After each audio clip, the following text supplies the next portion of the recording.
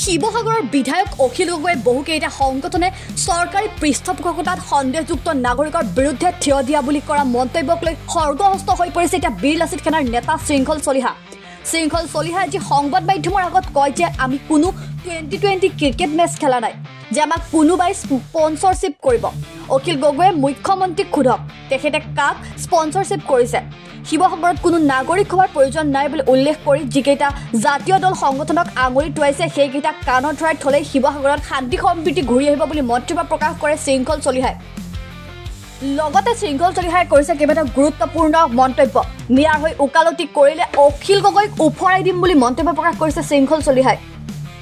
Meeting কৰি শান্তি সম্প্ৰীতি আনিব নোৱাৰি, বাংলাদেশী খেদাত বাধা দিয়া মানুহটোক কাণত ধৰাই আঁঠু কঢ়াই থওক। যুঁজলৈ আমি সাজু, কাইলৈ আমি তাৰিখ ঠিক কৰিম। শিৱসাগৰত আমি 2020 ক্ৰিকেট মেচ খেলি থকা নাই। এই গৰ্জন এতিয়া বীৰ লাচিত সেনাৰ নেতা শৃংখল চলিহাৰ। শিৱসাগৰত 2020 ক্ৰিকেট মেচ খেলা নাই যে আমাক কোনোবাই জাৰ্চি স্পন্সাৰ কৰিব। এইটো কথা মই স্পষ্টকৈ কৈ দিছোঁ আমাৰ বিধায়কগৰাকীক। আৰু এটা কথা স্পষ্ট, আমি ৰাষ্ট্ৰীয়তাবাদী বিৰোধী মানুহ, বিজেপি কংগ্ৰেছ আমি কোনো দলৰ সমৰ্থক নহয়। আমি জাতীয়তাবাদী চিন্তাধাৰাৰে সদায় ডাঙৰ হৈ আহিছোঁ আৰু জাতীয়তাবাদী চিন্তাধাৰাৰে আমি জীৱনটো থাকিম। আৰু এটা কথা স্পষ্ট, শিৱসাগৰত যিটো এতিয়া শান্তি সম্প্ৰীতিৰ কথা কোৱা হৈছে, শান্তি সম্প্ৰীতিটো কোনে ভাঙিছে সেই কথাখিনি শিৱসাগৰ ৰাইজে চাই আছে। এতিয়া আমিও দিম খিলঞ্জীয়াৰ ৰণসংকাৰ শিৱসাগৰৰ পৰা। কাইলৈ ডেট ঠিক কৰা হ'ব। যুঁজলতো আমিও সাজু, সেইটো কথা কালিও কোৱা হৈছে, আজিও কৈছোঁ। আৰু এটা কথা স্পষ্ট, শান্তি সম্প্ৰীতি কেৱল আমি বৰ্তাই নাই। শান্তি সম্প্ৰীতি আজি এজন জাতীয় সংগঠনৰ নেতাক মাৰিবলৈ তাত মানুহ ওলাই আহিছে, ধৰ্মীয় শ্লোগান দি, এইবিলাক কথা বতৰা সহ্য কৰা হ'ব নেকি? মোৰ চিতু বৰুৱাৰ লগত মতবিৰোধ আছে, কিন্তু খিলঞ্জীয়া হিচাপে মই সদায় চিতু বৰুৱাৰ পক্ষত মই থিয় দিম।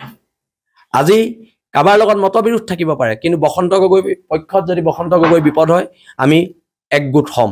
আৰু একগোট হ'ব, শিৱসাগৰৰ সমূহ জাতীয় দল সংগঠন একগোট হ'ব। আৰু কোনখিনি হ'ব? যিখিনি গণভিত্তি আছে তেওঁলোক একগোট হ'ব। কাৰোবাৰ সংগঠনত অকল নিজেই প্ৰেচিডেণ্ট, নিজেই ছেক্ৰেটাৰী সেনেকুৱা সংগঠন নালাগে আমাক।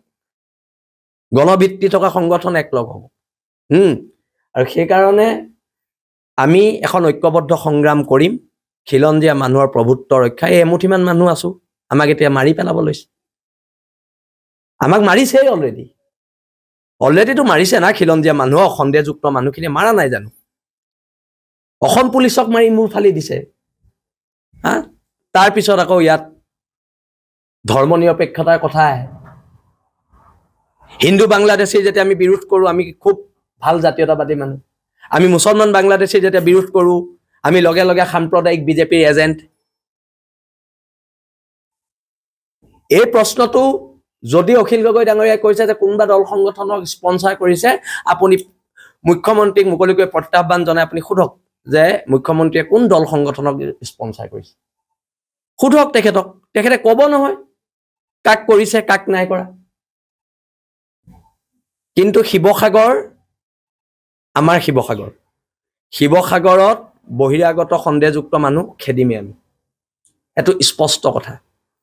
যদি কোনোবা বিধায়কে সিহঁতৰ পক্ষত ইয়াত ওকালতি কৰে, ৰাজনৈতিকভাৱে উফৰাই পেলোৱা হ'ব।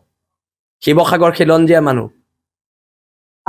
মানুহৰ ঠাই। আৰু এটা কথা মই একদম স্পষ্টকৈ কৈ দিওঁ দেই, ইয়াত শিৱদৌলৰ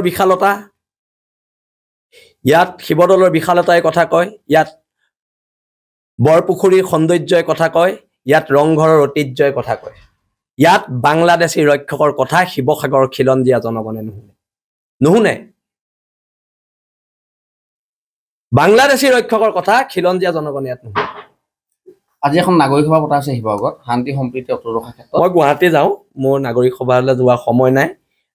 আৰু এতিয়া এটা কথা আমি স্পষ্টকৈ কৈ দিছোঁ, শান্তি সম্প্ৰীতি যোনে বিঘ্নিত কৰিছে সেইকেইটাক কাণত ধৰাই দিয়ক, শান্তি সম্প্ৰীতি নিজে ঘূৰি আহিব। নহ'লে আমি কাণত ধৰালে কথাবোৰ বেয়া হ'ব। এইবোৰ মিটিং কৰি শান্তি সম্প্ৰীতি আনে? শান্তি সম্প্ৰীতি মিটিঙৰ যোগেদি আহে নেকি? যিকেইটা বেয়া কাম কৰিছে, জাতীয় সংগঠনৰ নেতাক আমাৰ শিৱসাগৰৰ দল সংগঠনক পিটিম বুলি কৈছে, তাক কাণত ধৰাই থ'লে শান্তি সম্প্ৰীতি ঘূৰি আহিব। আকৌ মিটিং পাতি কিয় শান্তি সম্প্ৰীতি? হয়নে নহয় এতিয়া স্পষ্টকে টিভিত ওলাই আছে এটা ল'ৰাই বাংলাদেশী খেদাত বাধা দিছে তাক কাণত ধৰাই থৈ দিলে সম্প্ৰীতি ঘূৰি আহিব খেল শেষ আকৌ মিটিং কৰি কিয় সময় নষ্ট কৰিব লাগে মোৰ সময় নাই মই গুৱাহাটী যাম ধন্যবাদ